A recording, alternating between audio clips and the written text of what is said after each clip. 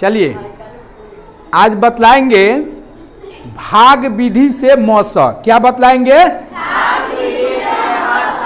कितना कितना को आता है, किसको किसको आता है, हाथ उठाओ तो। भाग विधि से मौसा, बाकी किसी को नहीं आता है। तो चलिए हम बतला रहे हैं भाग विधि से मौसा, बातचीत नहीं। चलिए तो सीखेंगे हम लोग भाग विधि से मौसा। आपको मौसा का मतलब होता है महत्तम समापवर्तक। तो एक अपवर्तक विधि बता दिए हैं, फिर अभाज्य गुणनखंड विधि समझाए हुए हैं, और ये तीसरा है कि भाग विधि से दो या दो से अधिक संख्याओं का मौसा यानी महत्तम समापवर्तक कैसे निकालते हैं। जैसे इसमें पहले छोटा से देख लीजिए कि देगा कि 4 क्वेश्चन दे देगा, 4 और बातचीत नहीं, 4 और 6 का मौसा भाग विधि से निकालो। किस विधि से? भाग विधि से। भाग विधि से निकालो।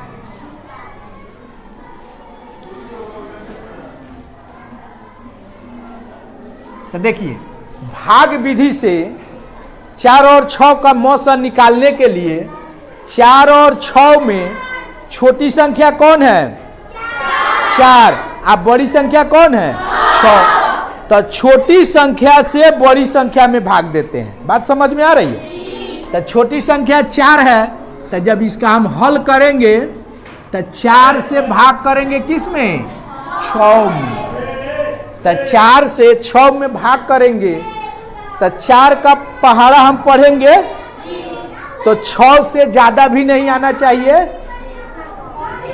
या तो 4 का पहाड़ा पढ़ेंगे तो 6 आ जाना चाहिए, या 6 से कम होना चाहिए, 6 से ज्यादा नहीं होना चाहिए।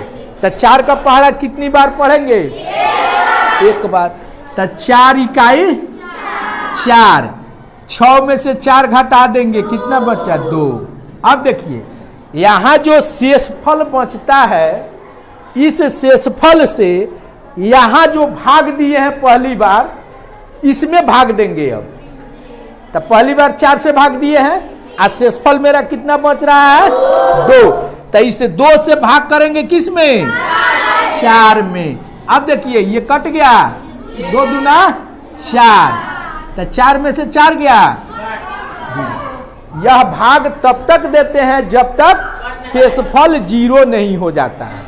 तो अब शेषफल जब 0 हो जाएगा तो यहां देखेंगे कि हम किससे भाग दिए हैं कि शेषफल 0 हो गया है?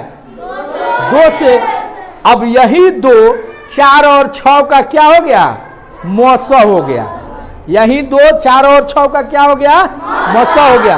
तो लिखेंगे 4 और अतः, यहां लिखेंगे अतः 4 और 6 का, 4 और 6 का मौसा महत्तम समापवर्तक इक्वल कितना?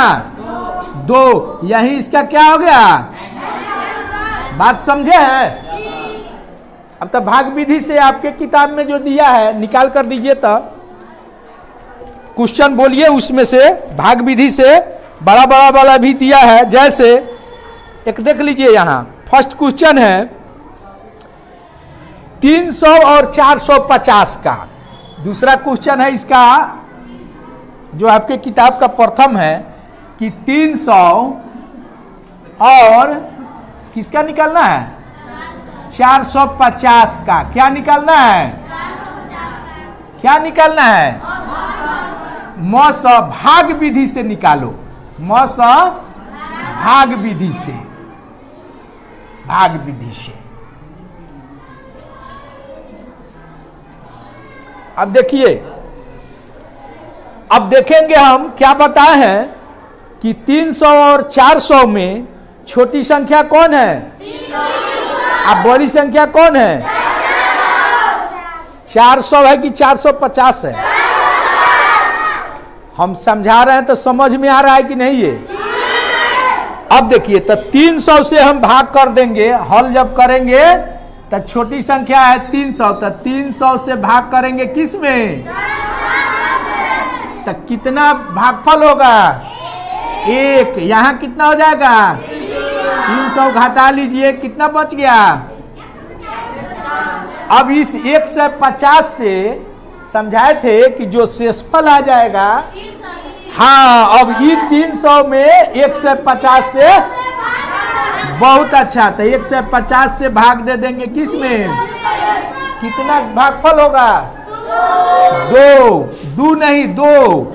अब यहां लिख देंगे 300, अब ये घटा लेंगे, कितना आ जाएगा? 0।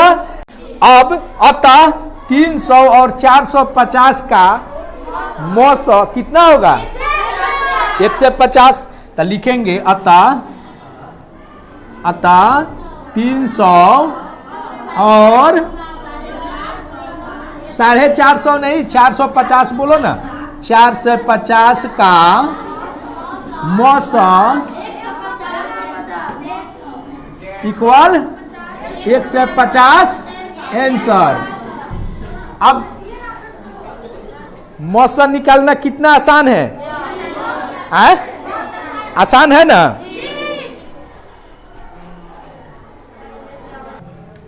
चलिए, अभी तक आपको सिखाया है जिसमें 2 संख्या का मौसा निकालना था, तो वो कुछ ज्यादा आसान था कि छोटी संख्या से बड़ी संख्या में भाग देते थे। अब यहां जो है ये 3 संख्याएं हैं। कितनी संख्याएं हैं? 3 संख्याएं हैं। जैसे क्वेश्चन है 120, 380 और 160, तो इसमें किससे किससे भाग देंगे?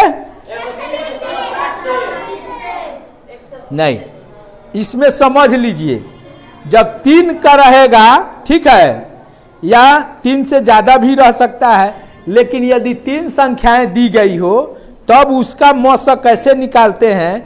इसमें से किसी 2 संख्या को ले लीजिए, कोई जरूरी नहीं है कि इसको और इसको लेंगे, हम किसी 2 संख्या को इसमें से ले लेंगे। और 2 संख्या जो लेंगे उसमें से एक छोटी होगी, एक बड़ी होगी, तो फिर वही विधि करेंगे, छोटी संख्या से बड़ी संख्या में भाग देंगे। तो बोलिए इसमें से किस किस संख्या को पहले ले ले? अच्छा, तो चलिए 120 और 160, तो उसी को ले लेते हैं।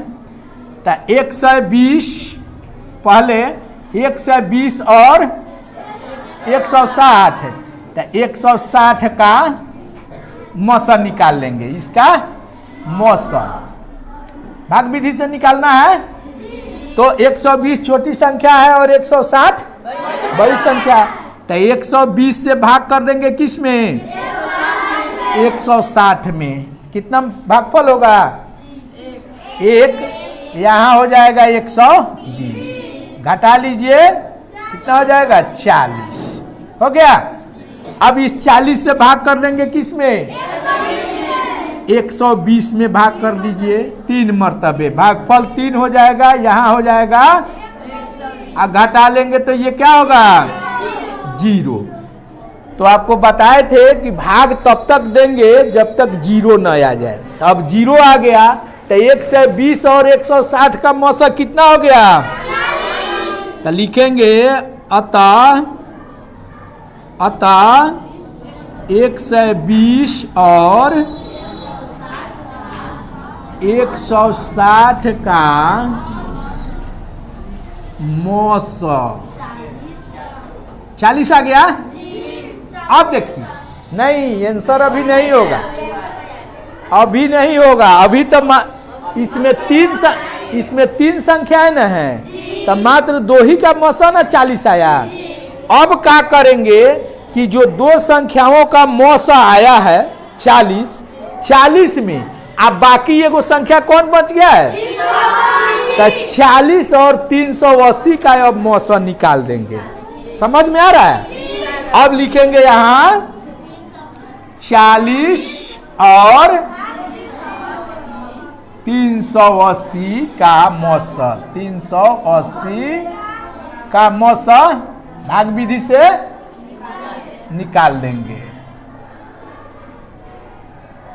तो अब 40 छोटी संख्या है, तो 40 से भाग किस में करेंगे? तो यहाँ 40 भाग 380 कितना होगा भागफल? बोलिए। 8 9 9 चौका 36 360 होगा। समझ में आ रहा है कि नहीं? तब भागफल कितना होगा? 9 चौका 36 360 घटा लीजिए कितना होगा? 20 हो गया। अब इस 20 से किस में भाग करेंगे?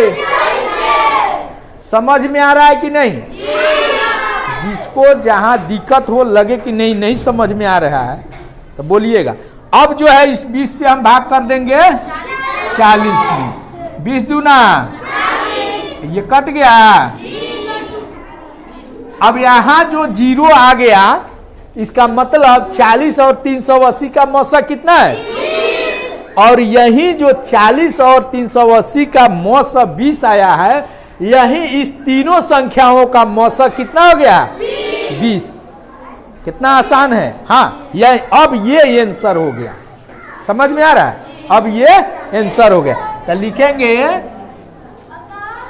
120 380 और 160 का मौसम कितना हो गया? और 20 यही क्या हो गया? आंसर। तो ये बहुत ही आसान है। किसी दो संख्या का पहले निकाल देंगे मौसा, जो मौसा दो संख्या का आएगा उसका और तीसरी संख्या का मौसा निकाल देंगे। जो मौसा अब आ जाएगा वही तीनों संख्याओं का क्या हो जाएगा? मौसा। बोलिए, ये समझ में आया कि नहीं?